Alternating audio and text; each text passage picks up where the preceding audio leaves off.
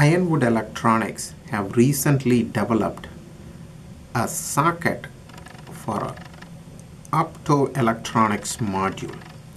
This optoelectronics module is a 64-pin device on a 0.45 millimeter pitch.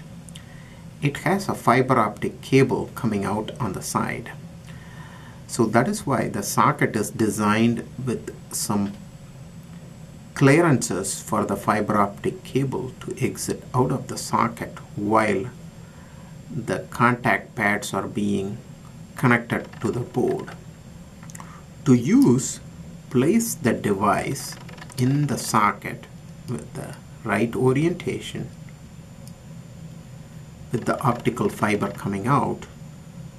The socket has a unique compression plate to compress without pressing on the fibers, only around the package, and that is why these protrusions are cleared out. Close the socket, then the lever is actuated by compressing it down.